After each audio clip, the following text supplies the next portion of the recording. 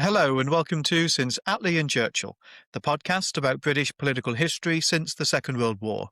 I'm Lee Evans, a historian of the Conservative Party. And I'm Richard Johnson, a historian of the Labour Party and Lee's husband. In each episode, we will be chewing over delightful morsels of British political history.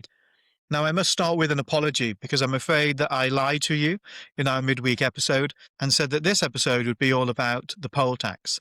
Now, we still think the poll tax is really worth discussing, but there was a particular historical event that kept being referenced over the past week in relation to the Peter Mandelson scandal, and that was the Profumo affair of 1963. And people would very often say that this was the worst political scandal since Profumo. So we actually thought this would be a good time to look back at the Profumo scandal, look at exactly what it was, but also, and what we hope to do a little differently in this podcast, is a lot of the details of the Profumo scandal, certainly those which aren't contested, are quite well known.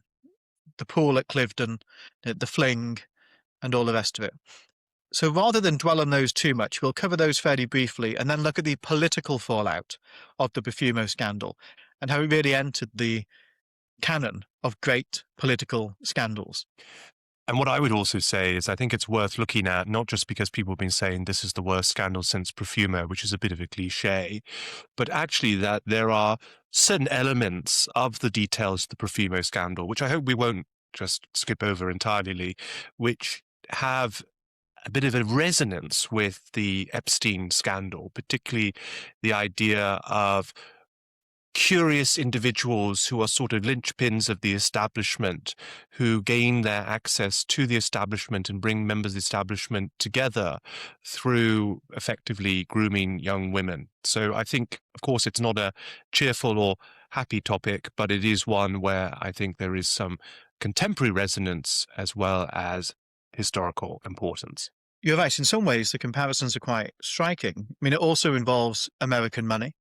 The big country house that we're going to be discussing was owned by the Astors, and it even has in common with the Epstein-Mandelson scandal, albeit rather more tangentially in the more recent affair, osteopathy, the study of bones and backs and all that sort of thing. As one of the key players, that linchpin who brought all of the people together that Richard mentioned was an osteopath. And we've also learned that apparently $10,000 was spent on Peter Mandelson's partner doing an osteopathy course at the expense of Epstein. But Richard, let's go back to 1963, shall we? Yes, and let's lay out the key players here and also to set the scene a little bit in terms of the politics of the day. So this is a series of events which begin in 1961 and spill into 1963. Indeed, the scandal becomes known to the public in 1963. So who's Prime Minister at the time and where is the British government going? So this is in the second half of the Harold Macmillan premiership. And if the early years of Macmillan's time in office were generally very positive for him, and they were, he took over in January 1957 in the fallout of the Suez crisis. And by 1959, he's won the Conservatives a landslide victory. Those early years, the years of Supermac, to indulge in that cartoon-based cliche, were tremendous for Macmillan. By the early 1960s, things had begun to turn against him. And 1963 in particular was really quite a rough year. It had an appalling winter.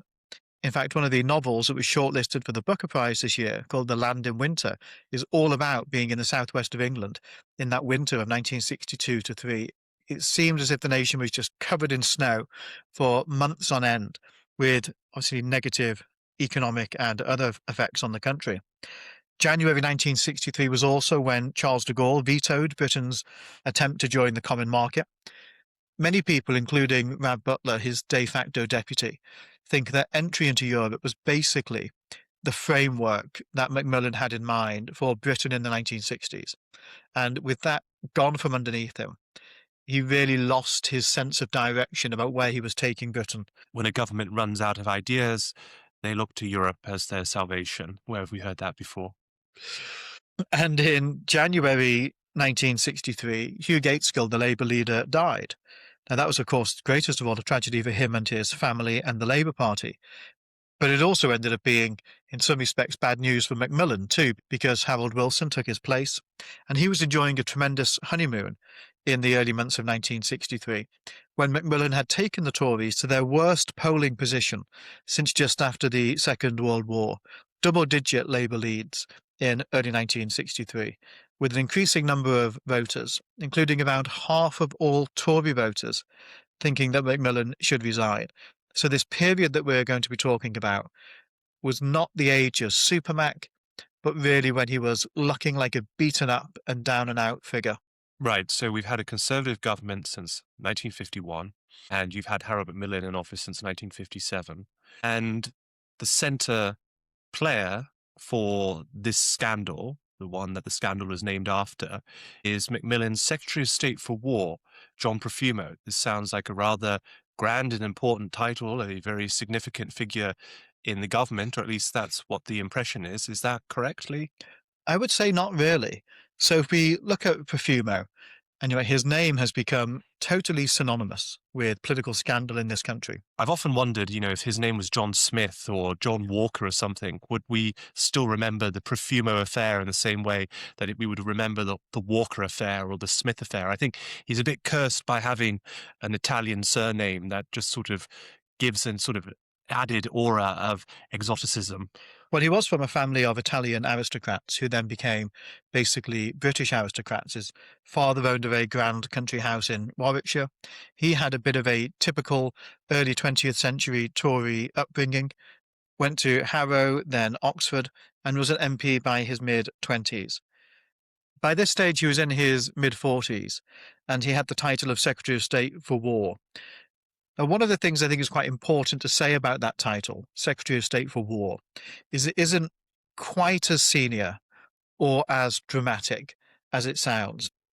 People who follow British politics closely will know that the Secretaries of State are usually the most senior people in ministries, and beneath them are the ministers. But that is not the case, actually, about the Secretary of State for War.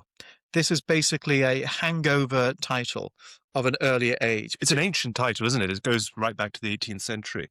And by this stage, it actually sits underneath the Minister for Defence. So the Minister for Defence is a role that Churchill creates and holds himself, and Macmillan has it subsequently, and it's a very significant figure because their role is to coordinate between the separate divisions of the armed forces and their civilian leadership. So you have the First Lord of the Admiralty for the Royal Navy. An even older title, I think, goes back to maybe the 17th century. Absolutely. You have the Secretary of State for the Air, which of course relates to the Royal Air Force. Slightly younger title. Yes. And then you have the Secretary of State for War, which relates to the British Army. So even though this title sounds particularly grand, it is in some respects really the equivalent to being Minister for the Armed Forces. And do you know who that is at the moment? His name is Al Carnes, whose name is on the lips of some of the more obscure speculation over who might succeed Keir Starmer. But generally speaking, Minister for the Armed Forces is a fairly anonymous role if you're not working in the defence services. And I think it is important to say that Carnes, even though it's not that credible, I think, that he becomes the next Labour leader and Prime Minister, is a more likely Prime Minister than John Profumo. Sometimes with hindsight, it's talked up as if Profumo was this great rising star in the Tory party. It's simply not true. At the time, he was not spoken about in the same breath as people like Reginald Maudling or Ted Heath or Ian MacLeod. He wasn't seen as being in their league. And that was why, in fact, his role, Secretary of State for War, was not a cabinet position, but the Minister of Defence was. And there's a lot of sloppy reporting about the Profumo scandal. I suppose, given its quite a complicated series of events that took place now over 60 years ago. But I was reading in preparation for this episode a piece, I think it was in the Times, that was talking about John Profumo, and they described him as a cabinet minister, which is just wrong. He never served in the cabinet. Another key player in this story, really a woman without whom this story wouldn't take place, is Christine Keeler, someone who, without the Profumo scandal, would not be known, but is widely known because of the Profumo scandal. So can you tell us a little bit about Christine Keeler? Yes, I think Keeler really is the great tragic figure in all of this. So she had a pretty hard start to life. She was a working class girl. It's said that her father was quite abusive towards her. As a teenager, she became pregnant and induced herself, it is said, an abortion. Really not a nice start to life at all. And when she is 17, she moves to London and becomes, and this is one of the unusual terms that's used a lot in this story, she becomes a showgirl. What is a showgirl? Well, it's, for want of a better description, it's girls who appear in shows. So at the time, there were clubs. One of them was called Murray's in Soho, and that is the one that she was affiliated with, where girls would basically perform routines or sit with men who were smoking and getting drunk, etc. And they were in part recruited because they were young and glamorous and attractive. And that's what got the men interested. They're basically sort of dancers of a sort. Yeah, so I think if you wanted a modern day comparison, you would say that the people who perform in the shows at the Moulin Rouge are showgirls. And this was in some ways more lurid, but that's basically the same idea. I mean, she was very young. She was 17. I Yeah. think, and I think that's important to keep in mind. I think also we should, though, understand that people's conceptions of working women were a bit different then than now. So in the 1960s, the school leaving age was still 15, and it wasn't increased until 1972. In fact, my mother was the very first cohort of school children who had to stay on until 16, and that was in 1972. It was not uncommon for men and women who finished their formal education at 15 to go straight into the world of work. Now, not necessarily this particular line of work, but it wouldn't have been at that time unusual, I think, to see a 17-year-old working in a club like this. No, I think that's right. And it was there that she came to the attention of another person who's very important in this story, Stephen Ward. So he was basically a society osteopath. People like Winston Churchill, Hugh Gateskill, Peter Thornycroft, a former Chancellor of the Exchequer, were all clients of his. He had massaged the intimate parts of their body to try and aid their bones in all those cases. He was also a bit of a pimp.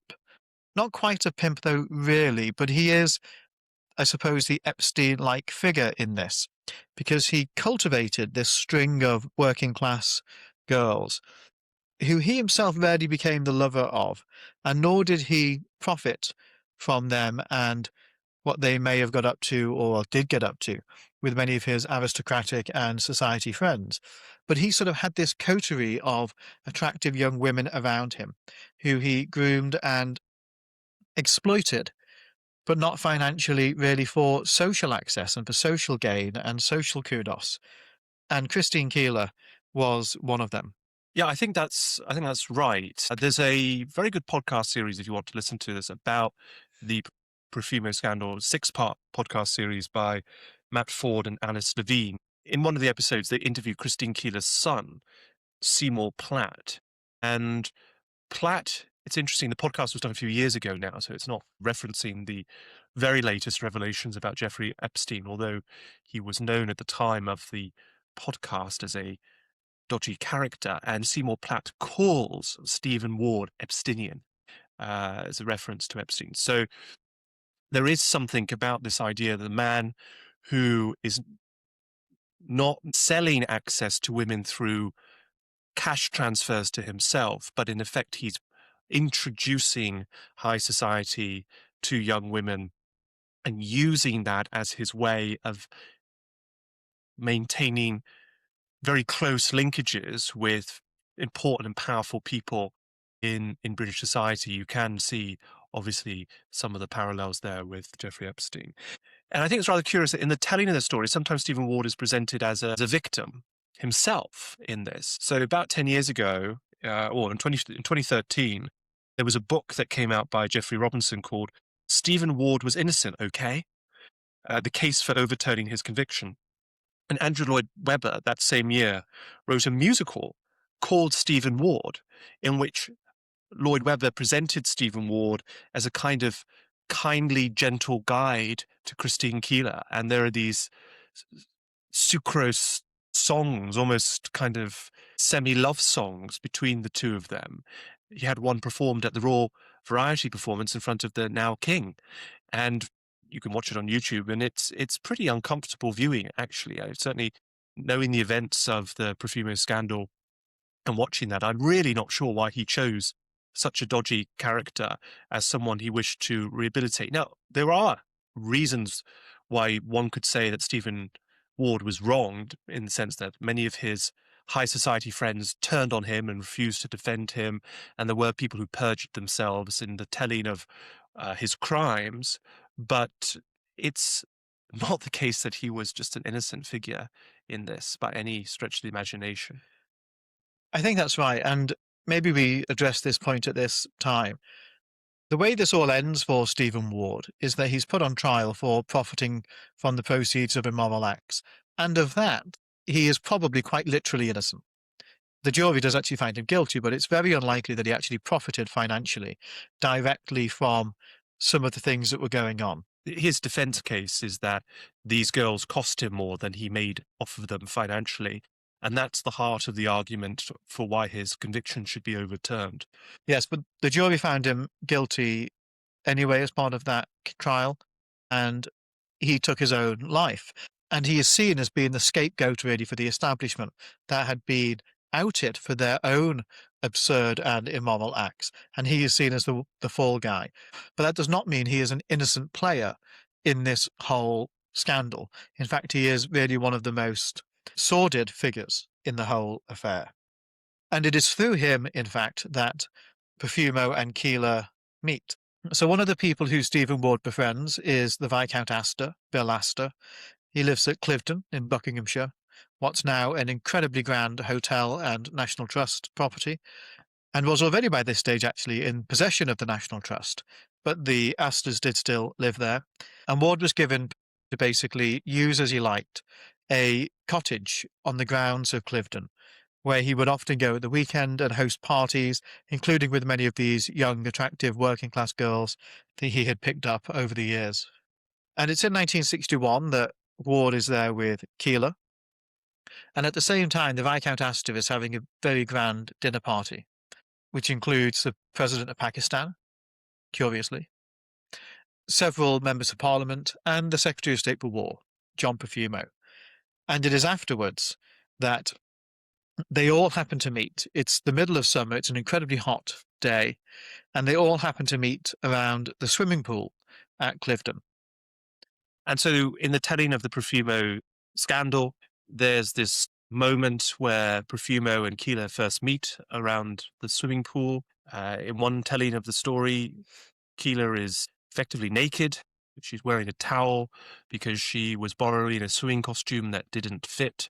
And Stephen Ward had, in effect, contrived for her to lose her swimming costume just at the critical moment as all the guests of Viscount Astor appeared around the swimming pool. And so you get a sense of the sordid nature of this gentleman. Again, I just can't understand why Andrew Lloyd Webber thought he was worthy of doing a sympathetic musical about.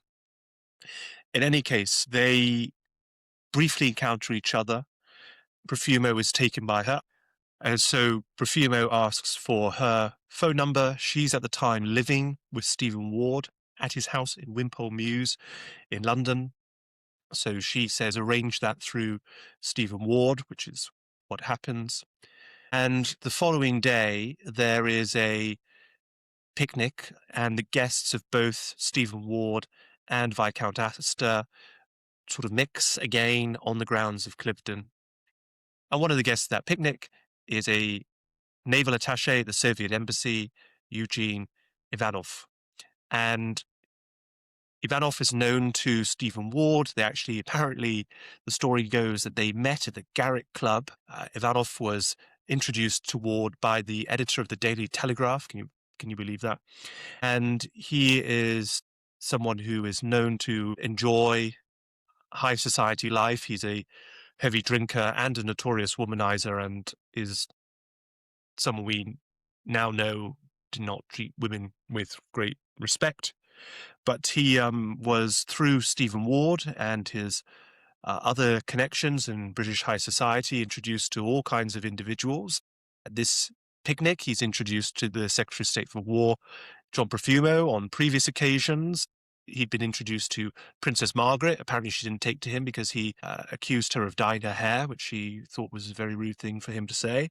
And it's said that Ward was approached by MI5, British intelligence services, to see if Ivanov could be flipped or could be manipulated or could be used by the British state for intelligence gathering purposes.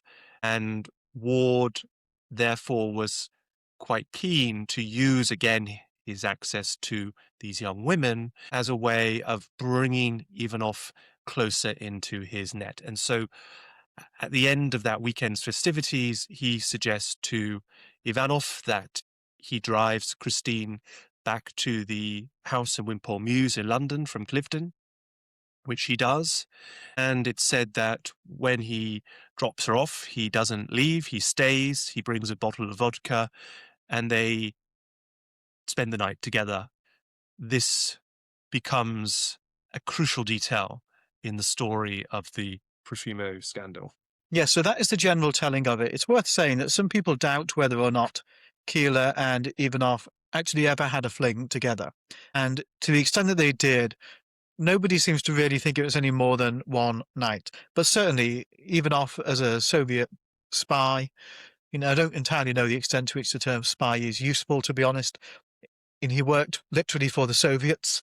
Well, he's known to have worked for the GBU, which is the Soviet spy agency. That wasn't known at the time. He was just known to work for the Soviet embassy. But we now know that he was an intelligence agent for the Soviet Union.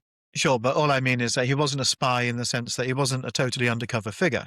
Everybody knew that the Soviets were his employers. But certainly, so this was all in the mix, basically, at the time. And a few days after their meeting, Profumo calls Keeler, and a relatively short affair begins in the summer of 1961. Keeler herself called it once a very well-mannered screw of convenience, which perhaps isn't itself the most well-mannered way of putting it. But two things about it are clear. One, that it was short, probably lasting about 5 weeks, and the other that it was not coterminous with any fling that she may have had with Eugene Ivanov, the Soviet naval attaché. How it probably came to an end, this dalliance between Keeler and Profumo, was because MI5 were aware of Ward, they were aware of Ivanov, they were aware of what was going on at Wimpole Mews, and it appears that MI5 said to the Cabinet Secretary, Sir Norman Brooke, Profumo is spending time around this guy Ward. We're not entirely sure what's going on here, but we're monitoring lots of people, and basically Profumo should steer clear. He'd be well advised not to go near. And at that stage, he calls off their relationship. We should say he's married at this time. He's married to a very famous actress, arguably in many circles more famous than he is. And then really from August 1961, in the mind of Profumo, the whole issue goes into abeyance. Yeah, I do think you're somewhat playing down the national security implications of this. Over time, more information has come out about what was known to the security services and so on. And there is a letter that we don't know the identity of the author of the letter. All we know is that it was a Soviet security agent who was actually spying for the Americans. And he wrote to the Americans in June of 1963 that the Russians had in fact received a lot of useful information from Profumo, from Christine Keeler, with whom Ivanov had established contact, and in whose apartment Ivanov had been able to lay on eavesdropping operations at appropriate times. This report was then hand-delivered to Robert Kennedy, who was the Attorney General of the United States at the time, brother of the President, JFK, who then passed it on to his brother in advance of a visit from Harold Macmillan to the United States in summer of 1963. So who knows? I mean, this agent could have been making it up. Of course, the Profumo scandal in June 1963 was very, very widely known, and perhaps if he needed to provide some information to his American masters, this is something rather straightforward he could present to them. On the other hand, I think it is possible that Ivanov, who was a friend of Stephen Ward, who would go to the house in Wimpole Mews, would know that Christine Keeler could be meeting with John Profumo in that house, therefore could lay eavesdropping devices at the house in Wimpole Mews, and could have collected intelligence on him. I mean, we don't have any smoking gun evidence that actually did happen, but I don't think it's easy. I don't think it's straightforward enough to say that there was never any real risk of any of this happening. But I've never seen any compelling evidence that he was giving away secrets. It's not necessarily the case of giving away secrets. It's about the Soviets gathering information about a key member of the government that then could be used as for the purposes of then embarrassing and putting pressure on that member of the government, possibly to get them to flip. And we do know of cases, and I think we'll do an episode on one of these, of British MPs who became compromised for sexual dalliances, and then those were used against them to basically get them to spy for the Eastern Bloc. The example that I'm thinking of is John Stonehouse, who was a minister in the Wilson government, somewhat ironically, just after this, who we now know was very, very likely an agent for Czechoslovakia. It certainly did not happen in this case, but I agree that is one of the reasons why I was ill-advised. Okay, Lee, so you've sort of made the point that John Profumo is warned off going to ward. He cuts off his ties with Christine Keeler. She's very upset about this, according to some tellings. And that may have been the end of it. And in a sense, you could have said, it was a different time, 1960s. There wasn't a email trail in the way that there is now with the Epstein scandal. But how did the story finally come out? So the scandal really comes out because of what Christine Keeler gets up to subsequently. So between 1961 and 1963, she falls into some circles of West Indian men in particular who are in London as part of that post-war immigration wave. And she starts a relationship with a man called Aloysius Gordon, nicknamed Lucky. But really, for everybody in the story, the nickname is misplaced. In multiple ways, this story becomes tragic. He was himself, Lucky, was quite a violent person. It seems that Keeler may have become, to some degree, dependent upon marijuana. Their relationship was quite tempestuous. They broke up. She took up with another man who was part of that same wave of migration called Johnny Edgecombe. Edgecombe and Lucky basically would find themselves fighting. On one occasion, Lucky needed 17 stitches because he had been knifed by this love rival. And Keeler was caught up in all of this and soon broke up the second of those relationships as well, the one with Edgecombe. And it was that man, Johnny Edgecombe, who then committed the act, which really puts Christine Keeler into the newspapers.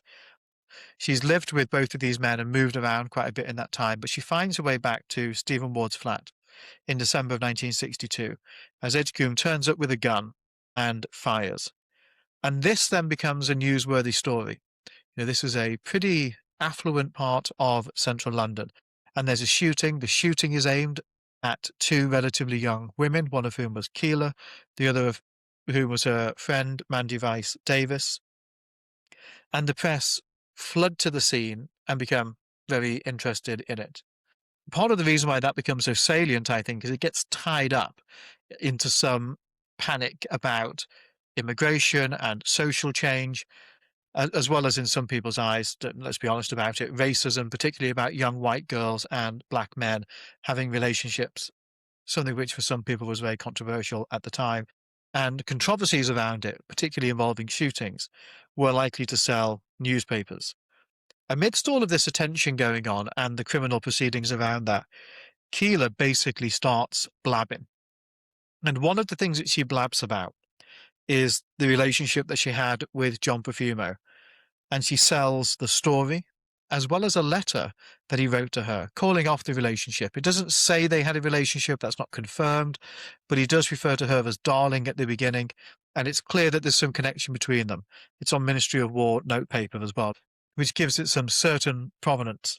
But she sells the story to the Sunday Pictorial for £1,000. And at that stage, really triggered by this event, this shooting at Wimpole Mews, the Profumo fling of a couple of years earlier is suddenly about to hit the headlines.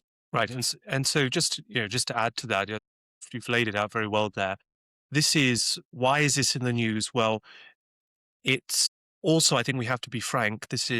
Newspapers are trying to sell copy what's a good way of selling copy? To put the picture of a very beautiful young woman in the papers, to bring in this idea about immigration and race and an interracial relationship and a gun in a very posh bit of London, that there are these glamorous connections with Stephen Ward and so on. So there's enough, I think, in the eyes of the newspaper to at least write a few stories about, right? The papers don't see the Profumo connection until Keeler does. And I think another thing just to add to this is, you talked about Keeler going to live with these different boyfriends and then coming back to Stephen Ward, and people might wonder, why does she go back to Stephen Ward? Well, we have to remember she had no money. I mean, she came from a very poor background. Was she had no family support, and she was trying to make it on her own. And Ward provided her with a certain degree of stability in the sense that he basically allowed her to live in his house for a very low rent. I mean, I think there was some understanding that she would pay him some kind of rent, but he was very laid back and loose about it. So she kept being drawn back to him. And so the going to the Sunday Pictorial to sell her story was, in effect, her attempt to provide herself with some financial stability. I mean, £1,000 in the early 1960s, I think, is something like £20,000 today, which is no small change, and would have perhaps enabled her to move out from living with Stephen Ward if she wanted to, and to try to set up on her own. And this is all happening, Lee, in January of 1963, crucial month when Britain is blocked from joining the common market by Charles de Gaulle, when Hugh Gaitskell dies suddenly and totally unexpectedly. And now we have Christine Keeler, who's just got to a major newspaper and offers to spill the beans on a member of the government, not the cabinet, but a minister in the government, having an affair with her. So what happens next? Well, the Sunday Pictorial don't run with it because they're not sure that they really can substantiate the story. But they've got it, and Profumo knows that they've got it. And at first he asks MI5, the Attorney General, and the Chief Whip all to try and intervene to stop this story from getting out. And for a couple of months, he's actually quite successful in doing that. So the story doesn't get published in the newspapers, but it does become the subject of gossip among journalists, among politicians, and pretty soon everybody knows. And those rumours even reach Harold Macmillan. And January 1963 really is the moment when he could have done something about it. But he decided to basically leave it with the Chief Whip, and the Chief Whip decided it doesn't justify action. Part of the reason for them being quite reluctant is, and this is really crucial context for what's going on at the time, is the Vassal case. The Vassal case really deserves its own podcast. It's a spy-based controversy that had caught the headlines around this time. So John Vassal was a clerk in the British Embassy in Moscow in the early 1950s, and he was gay and caught in a honey trap that had been organized by the Soviets. He was then blackmailed into becoming a spy. And later in the 1950s, he's back in Britain, and he's working for a Tory MP, Tam Galbraith, in his private office as Civil Lord of the Admiralty. In the early 1960s, the story of Vassal comes out, the fact that he's a spy, because defectors from the Soviet Union to the West basically rat on him and tell the people that they've defected to, by the way, it's John Vassal bloke. You won't guess who he's working for. And that eventually got him sentenced to 18 years in prison. Tam Galbraith, the minister, was entirely innocent in the whole matter, but got caught up in it and resigned. And Macmillan came to regret bitterly accepting his resignation, thought a good man was wronged, thought that he should have stood by his minister, who was in reality in no way implicated. And that becomes part of the context of why people aren't really willing to pull the trigger on Profumo as soon as the scandal begins to emerge, because they've just had their fingers burned by moving against a minister who didn't deserve to leave his job because of a spy scandal. And now as this starts leaking out, they don't want to find that they've done the same thing all over again. And the second reason why the Vassal case really matters is because as part of it, there's a tribunal and two journalists who, in this process, refused to give out their sources Brendan Mulholland of the Daily Mail and Reg Foster of the Daily Sketch. They're both imprisoned for contempt of court. This gets debated in Parliament in March 1963.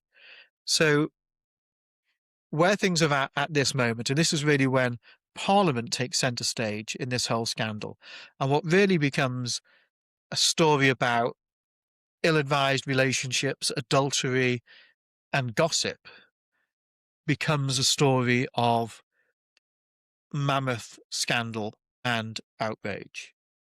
And this is where the Labour Party and the British Constitution come into the story here. Because in these months of January to March, the rumours start to swirl about Keeler, about Profumo, and also about Ivanov. And these rumours are eventually heard by, I think the chain of what happens is that a former Labour MP overhears Christine Keeler talking about it in a club. He then reports to a shadow minister, George Wigg, who happens to be the shadow of John Profumo as Shadow Secretary of State for War. George Wigg is a very interesting figure in Labour history. Yeah, he came from a very working class background. He spent his entire professional life in the military. He was Colonel Wigg before he became a Labour MP. And he's at this time, one of Harold Wilson's key fixers and accruers of gossip. And they see this debate about the Vassal affair and these journalists who are being held in contempt for not revealing their sources as an opportunity to talk about why the press is not talking about the Profumo affair. And when I say the British Constitution comes into play here, the crucial thing that we must remember is that speech in the House of Commons and House of Lords is protected speech, and you cannot be prosecuted for what you say in Parliament as a member of Parliament. And so this gives MPs greater liberty to talk about these things in the open without the fear of being sued for libel or for other reasons in a way in which journalists cannot. Yes, so it's called parliamentary privilege, and that's exactly what Wigg uses. And he stands up in the debate and says, "I rightly use the privilege of this House of Commons. That is what it is given to me for, to ask the Home Secretary, who is the senior member of the government on the Treasury bench now, to go to the dispatch box. He knows the rumour to which I refer. It relates to Miss Christine Keeler and Miss Davis and a shooting by a West Indian, and, on behalf of the government, categorically deny the truth of these rumours. On the other hand, if there is anything in them, I urge him to ask the Prime Minister to do what was not done in the Vassal case, set up a select committee so that these things can be dissipated, and the honour of the minister concerned freed from the imputations and innuendos that are being spread at the present time." Now, everybody in the House of Commons, in fact, Wigg even says this himself, all the MPs, everybody in the press gallery, even the people in the public gallery have heard the rumours by now. In spite of that, though, he won't actually use Profumo's name, or you wouldn't use his name in the comments, you'd refer to his constituency, Stratford-upon-Avon, or his ministerial role. But he doesn't do that, in spite of the fact he's using privilege. He could if he wanted to.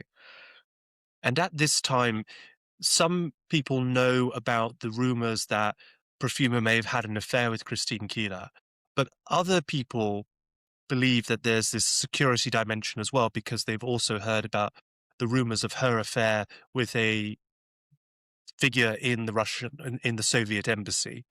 But just you get a sense of the levels of knowledge in the House by looking at the debate. So there's a Labour MP, Reginald Paget, who says, quote, "They amount to the fact that a minister is said to be acquainted with an extremely pretty girl. As far as I'm concerned, I should have thought that that matter was for congratulation rather than for inquiry."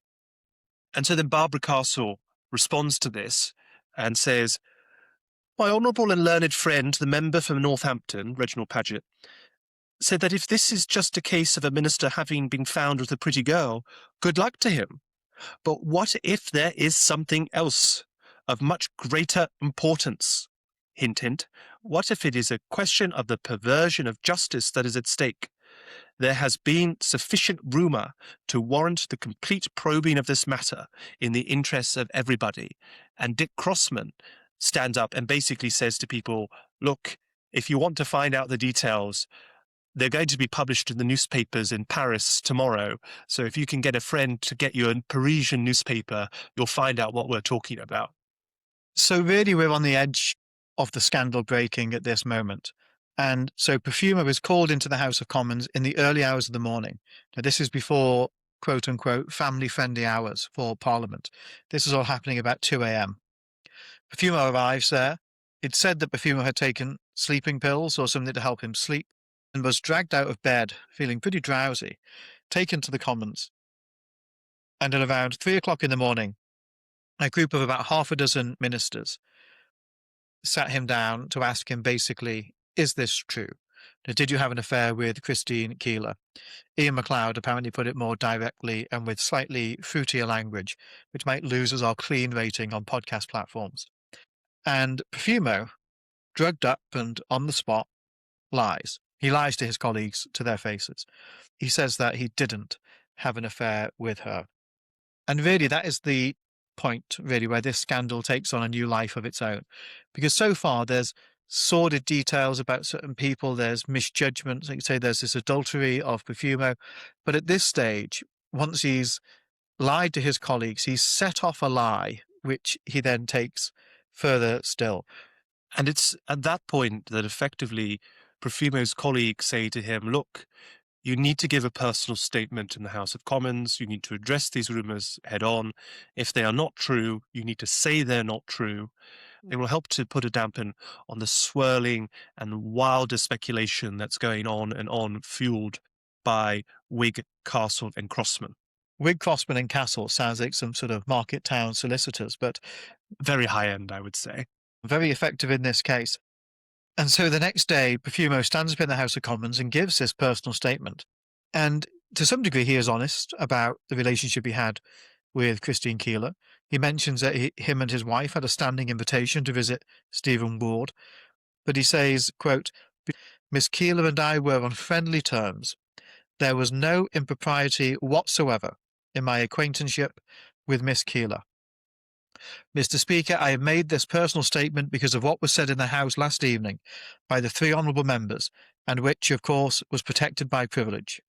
I shall not hesitate to issue writs for libel and slander if scandalous allegations are made or repeated outside the House. Now, if he was telling the truth, tremendous. He's set out the facts and he's threatened basically anybody who goes against him. I think it's also just important to say that he also addresses the Soviet rumors in that speech as well. So he talks about how he met Ivanov on only 2 occasions and just in purely social contexts. What's quite remarkable about this is Profumo even goes on to sue French and Italian magazines for libel because they publish parts of the story, and he wins the case. So at this stage, now we're in the end of March 1963, and the stakes are being raised.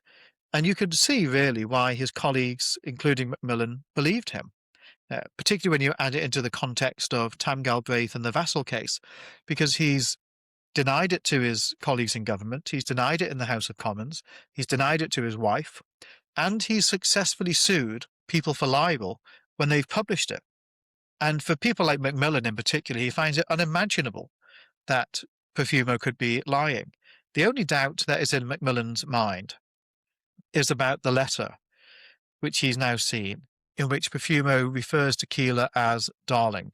And this was explained to Macmillan as basically being an example of the way people talk to each other in certain parts of society. And Macmillan wrote in his diary that Profumo belonged to a raffish, theatrical, bohemian society where no one really knows anyone and everyone is darling. But Profumo does not seem to have realised that we have, in public life, to observe different standards from those prevalent today in many circles. And I think that's one of the themes really that emerges throughout this, that Macmillan is a little bit dumbstruck by what's going on. He is, in one sense, part of the country house set, in the sense that he owns a country house, Birch Grove in Sussex. but he's not one to be seen at these sorts of debauched parties that Stephen Ward and others might have been being put together. If anybody in the Macmillan household was going to be found at one of them, it would have been his wife Dorothy, and Harold would not have been on the invite list. And I think also it's important to say, so you're absolutely right with the framing of this. He makes a statement in the House, he sues the newspapers. It also should be said that personal statements are not usually debated in the House, so that's meant to be taken as the final matter. And of course, there's also a very, very strong norm in the British Parliament that MPs are not to lie in the House. So if you say something in the House and it's found to be untrue, that is a very, very grave offence indeed. In fact, MPs are not even allowed to suggest that another MP has lied in the House. That is deemed to be unparliamentary. And so perhaps that could have been the end of the story there as well. And yet, a few months later, so we're at March, we go over into June of 1963, the scandal bubbles up again. And what causes it to bubble up this time, Lee? Throughout all of this time, really, the pressure never abates on Profumo. The scandal is still discussed. Everyone knows about it. Most of his colleagues do believe him, but there are many people who don't. And the Labour Party, and Harold Wilson in particular, are very effective and very wily at emphasising the possible security aspects of it, particularly because of Eugene Ivanov. My own view is that Profumo was stupid, but very unlikely to betray his country. But of course, this is a time of spy scandals. We mentioned Vassal. It's also in 1963 when Kim Philby will be outed as being a Soviet spy for many, many years as part of the Cambridge spy ring. And of course, we're in the height of the Cold War. This isn't too long after the Bay of Pigs and the Cuban Missile Crisis, right? This is a really tense period in the Cold War. And alongside that aspect of the scandal rumbling on, Lucky Gordon is in court for assaulting Christine Keeler.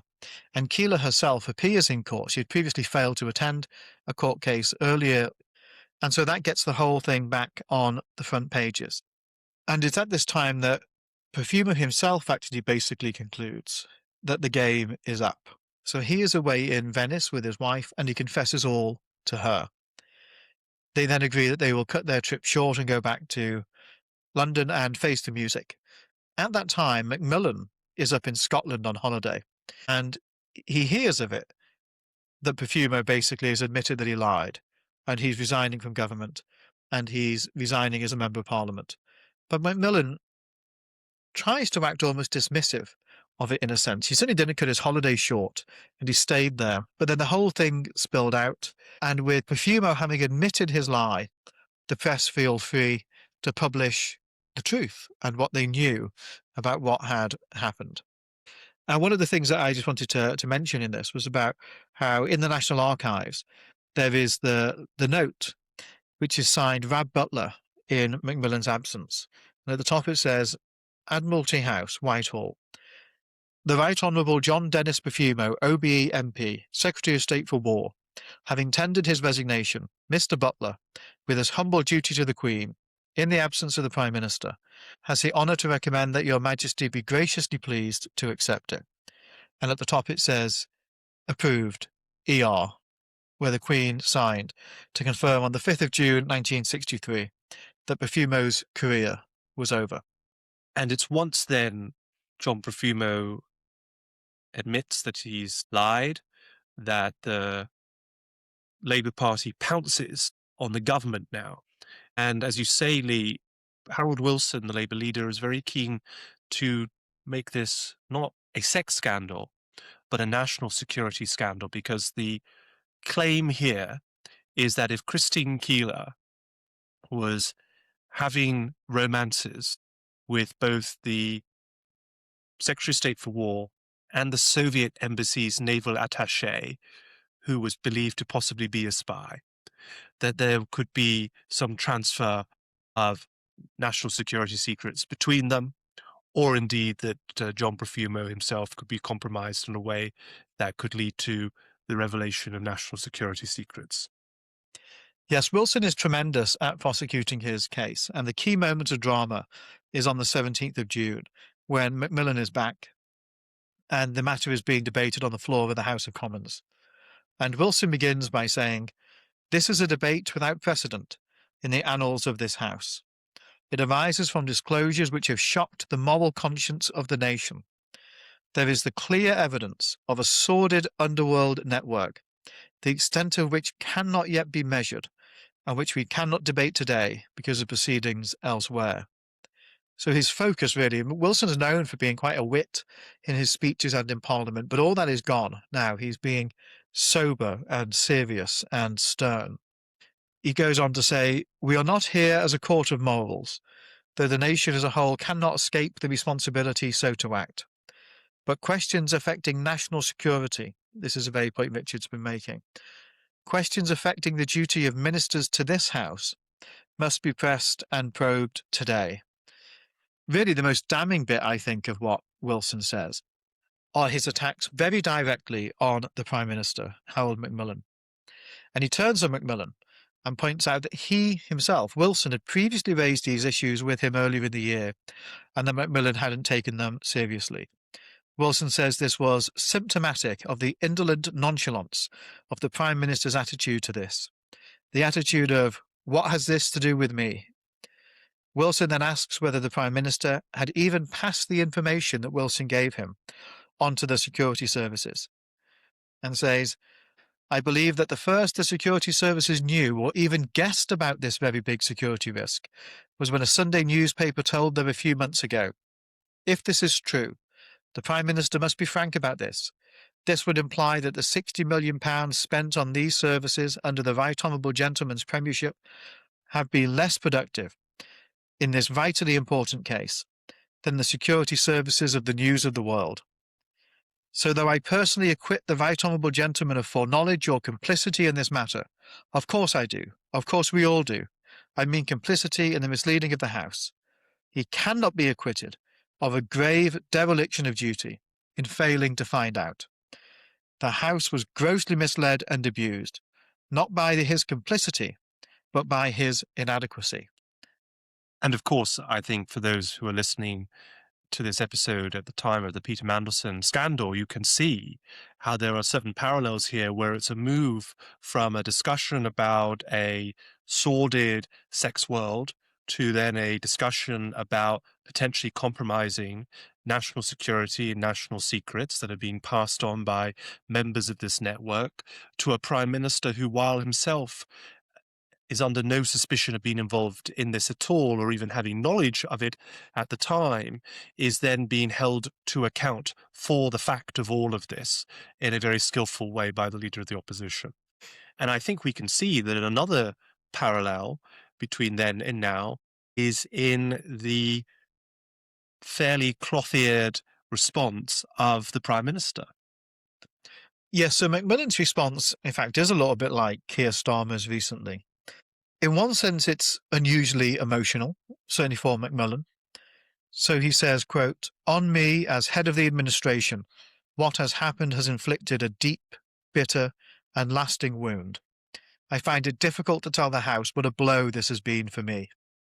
He basically admitted later on that he thought himself not best placed to interrogate Profumo, and that the Galbraith affair, this vassal situation, had played on his mind and caused him to be too gentle. And Macmillan's entire pitch is basically an appeal to be forgiven by the House of Commons. The absurd bit is Macmillan says, "I do not live among young people fairly widely myself." Basically tried to say that I'm too naive to know what was really going on here, what these people were up to. But then the bit where he sounds a bit like the Prime Minister recently, "My colleagues have been deceived, and I have been deceived, grossly deceived, and the House has been deceived, but we have not been parties to deception, and I claim that upon a fair view of the facts, as I have set them out, I am entitled to the sympathetic understanding and confidence of the House and of the country." So yes, I really think of it as a more eloquent version of Starmer's defence over Mandelson. To continue the parallels, or here's where we, at this stage when we're recording it, don't know if the parallels continue, one then must ask, does this scandal contribute to Harold Macmillan resigning as Prime Minister a few months later? I think there's quite a large body of commentators who do draw a link between the Profumo scandal and Macmillan's exit as Prime Minister later that year. Lee, you're someone who spent a lot of time with Harold Macmillan, not personally, but you've spent time with his papers at the Bodleian Library and his diaries and so on. What's your read of the situation? So I think the idea that Profumo led to the downfall of Macmillan is basically a nonsense, because I think it overlooks several key things. One of them is that just how difficult the Macmillan's position was even before the Profumo scandal broke. All those things we spoke about at the opening of the episode. The veto from de Gaulle, the state of the economy in the early 1960s, the opinion polling, which showed Labour had these enormous leads at the time, and the way in which he became unpopular with lots of people in his own party, including some of whom, it's worth saying, disliked him for issues like decolonisation and thought he was decolonising far too quickly as Prime Minister. So he was already in trouble when this broke. And that's not to say it couldn't have necessarily brought him down, but to really give the Profumo scandal the credit that it so often gets, we'd have to say that this was the straw that broke the camel's back. And I don't see the evidence for that. And Macmillan does go that October, and Profumo is certainly a part of the atmosphere in which he goes, but I don't think it's the actual reason. I'm not sure I fully agree with you, Lee. I mean, I think obviously when a prime minister goes due to a scandal, the likelihood that the scandal will lead to the prime minister going is partly shaped by the background factors and context around it. A prime minister who's very popular, whose party is polling very well, who is seen to be very successful in the policy space, can often weather a scandal of this nature. But if you've got a prime minister who, as you say, is struggling to maintain discipline among their MPs, whose policy program has seemed to be, in many respects, a failure, such as the European question for Macmillan, whose party is well behind in the polls, then it doesn't take much to tip them on the other side and to push them out. And of course, one could say that the Starmer government is in a similar situation. Keir Starmer's policy programs has faced untold U-turns. The Labour Party is polling third or fourth in some polls, well behind Reform UK, that the Labour Party leadership is unable to maintain discipline among Labour MPs, etc., etc.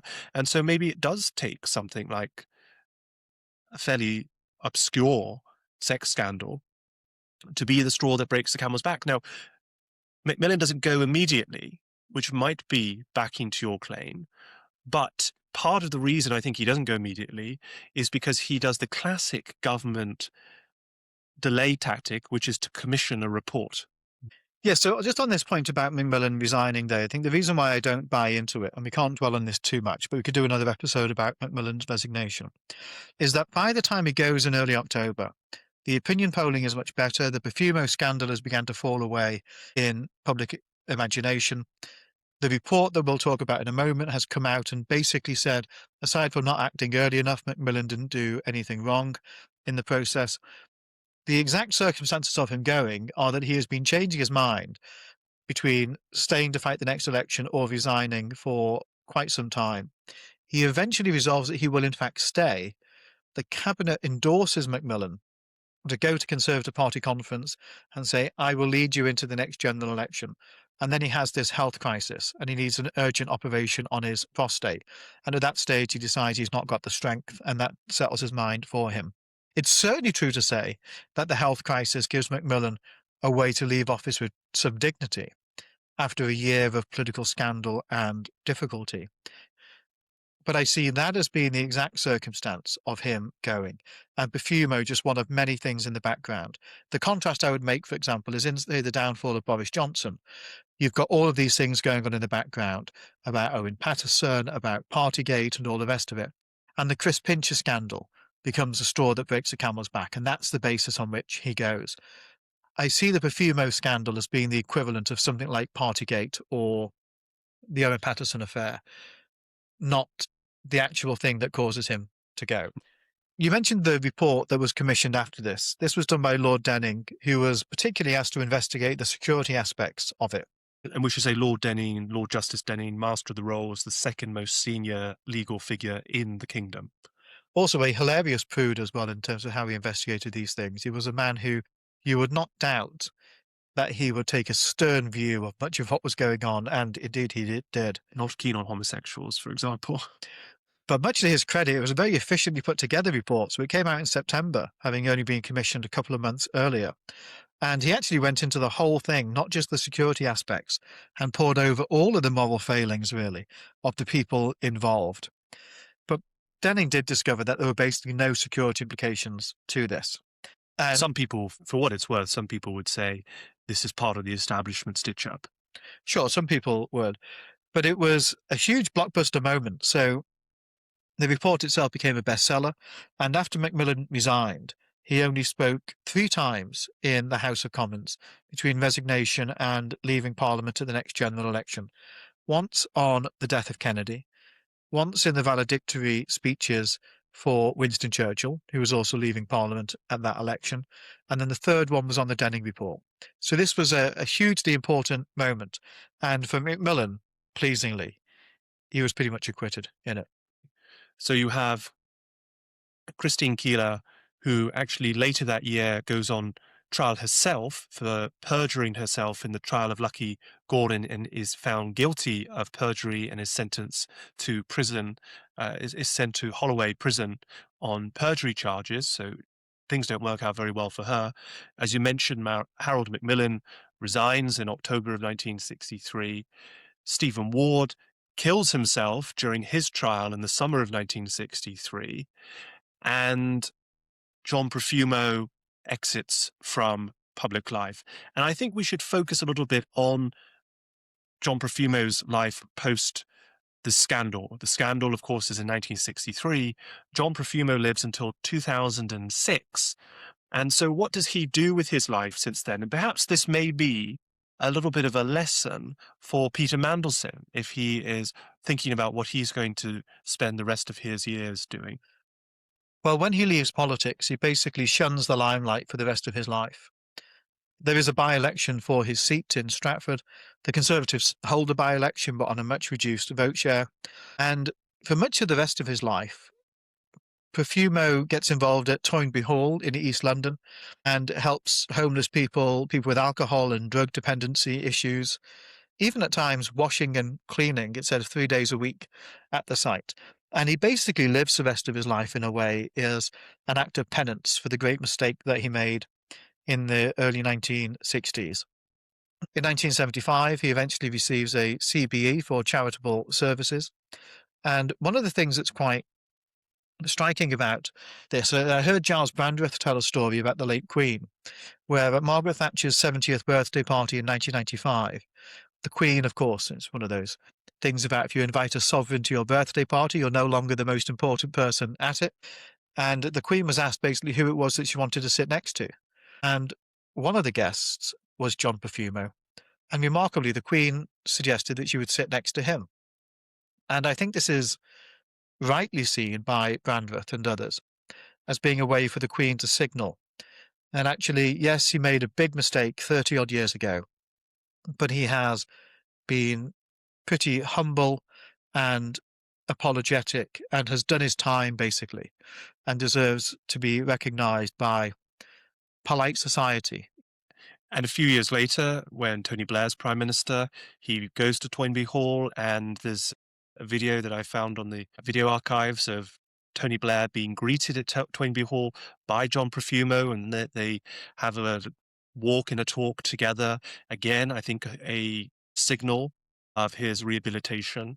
And when Profumo dies in 2006, there are many distinguished people who attend his funeral, including Margaret Thatcher, who goes to his funeral. It's quite interesting, the Profumo-Thatcher connection, because although they did overlap in the House of Commons, they only overlapped for a few years. But she, I assume, must have been impressed by his commitment to service post the scandal, and she wanted to use her celebrity and prestige to contribute to his rehabilitation. Just to wrap us up, Richard, I think we should draw some comparisons with now and really what triggered us to boot the poll tax down the road and think about the Profumo scandal. I'll kick off with something, which is that arguably, when people say the Mandelson affair is the biggest scandal since Profumo, the Mandelson affair is actually much, much worse than the Profumo scandal in a couple of key respects. First of all, what happened with Profumo was obviously wrong and misjudged. He shouldn't have been in the circles that he was. He shouldn't have had the affair. And he certainly shouldn't have lied to the House of Commons. But what we cannot say about it is that Macmillan was wrong to appoint him to his ministerial role. There was no particular reason for Macmillan to doubt John Profumo at the point at which he took on the role of Secretary of State for War when he did. All of these events happened afterwards and were largely kept secret. And that whilst Profumo was involved in sordid things in terms of knowing Ward and this fling with Keeler, there's no sense really of great profit, or any profit arguably at all, for Profumo, in the way that Mandelson does appear to have taken money from Epstein. And things like the leaking of these papers and emails being forwarded onto Epstein around financial bailouts do have the very grave air of profiteering from access and status. Nor is there a sense, which I personally think there is, sadly with the Mandelson stuff, a sense of actively betraying his country. I think Profumo put himself in a stupid situation where that could be suggested, but I've never actually seen any evidence that there was any basis to believe that Profumo said anything or did anything that put his country at risk. There are two victims basically in the Profumo affair. One is Christine Keeler, who was young and groomed and abused and who had quite a sad and tragic life in many respects afterwards. And the other victim was Profumo's political career, which was destroyed by the ill judgment of the man himself. Well, I think that it is quite a serious scandal, actually, partly for what Harold Wilson said in the House of Commons about its revealing of a sordid underworld. And I do think we perhaps now see the Stephen Ward position in this story in a different light now that we are reflecting on the Jeffrey Epstein scandal. Stephen Ward brought together very, very powerful figures from British public life and indeed from around the world. You mentioned that through his connections with Viscount Astor, he was meeting heads of state of other countries like the president of Pakistan. And Stephen Ward's value for those people was that he was grooming young working class women who had no financial security, who he was able to provide a degree of financial security to in order to then expose them to these individuals. That, if that's not bad enough, that there is then this real security dimension to it as well. I think it's worth saying that most people who knew Stephen Ward, who would speak honestly about him, would say that Stephen Ward had communist sympathies, that he was a man who talked approvingly of communism and of the Soviet system and so on. And although there's no direct evidence that Ward himself was a spy or agent for the Soviet Union, and there is evidence, in fact, that he was working with our intelligence services, he was happy to bring Soviet agents into that circle as well. And that was an extremely irresponsible thing to do. It was irresponsible for him. It was also irresponsible for the figures of the British establishment to put themselves in compromising positions, sometimes quite literally, in front of Soviet agents, because then that could be used by the Soviet Union to gain leverage over them. And although we don't have clear smoking gun line evidence in that respect, there was certainly the very, very strong risk that that could have happened. Therefore, I think Harold Wilson was absolutely right to take this very seriously as a national security issue. I think Harold Wilson knew that the national security angle was the best line of political attack, and that's why I think he did it. Well, that too. But we could debate that point over and over again. We finish as ever with the books that we're reading at the moment. Richard, why don't you go first? Well, this week I've read a book called What Comes Naturally Miscegenation Law and the Making of Race in America by Peggy Pascoe.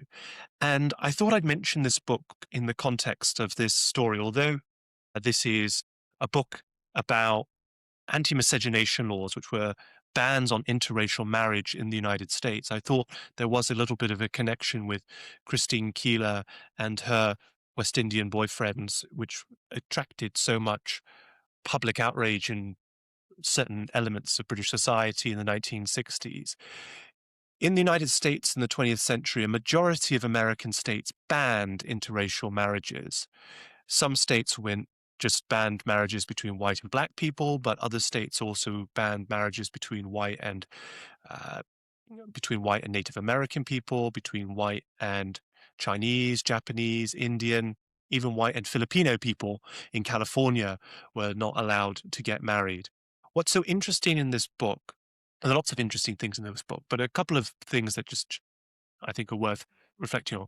One is that this gave county clerks who issue marriage license tremendous power, because if you're marrying someone who's mixed race, it gave the clerk the ability to basically decide whether or not you could marry the person you loved based on their judgment as to whether this person would count as black or white or Native American or not. And there were different standards that were being applied in different states. Another really dramatic thing that jumped out at me, which just shows the cruelty of these laws, was that people who are in interracial partnerships in states that banned interracial marriage in the 1940s, and at this time about 30 plus American states banned interracial marriage, their partners would be conscripted to serve in the US military. But because they weren't allowed to be married, they would then not be eligible for the spousal benefits that you would normally get if you were the wife of an American service member, including if your husband was killed overseas, which was a very, very cruel element of this. And the final thing I'll say is that 1961 is when this scandal happens in Britain. 1961 is also the year that Barack Obama is born.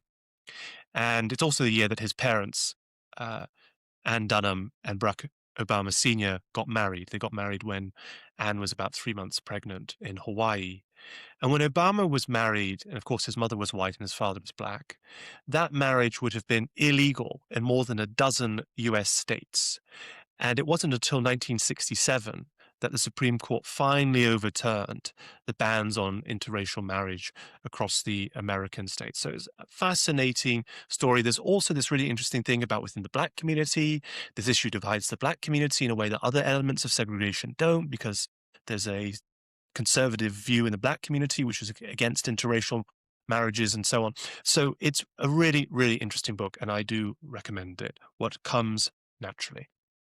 So I wanted to mention this week, we recently gifted a superb set of pocket-sized paperbacks of Churchill's History of the Second World War by Mike Rowley.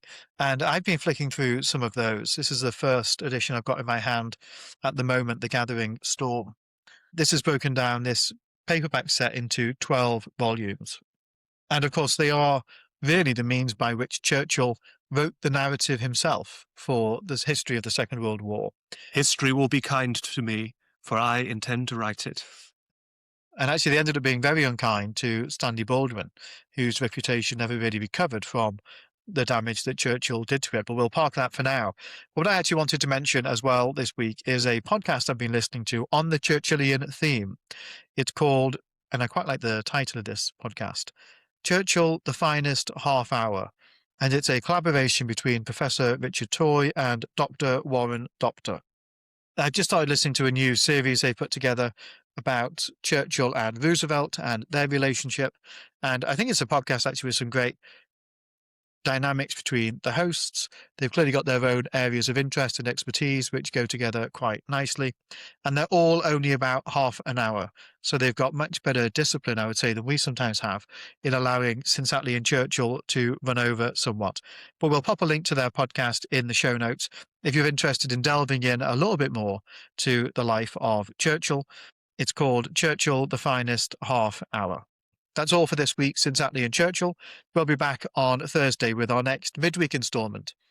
We'll see you then. Thanks very much.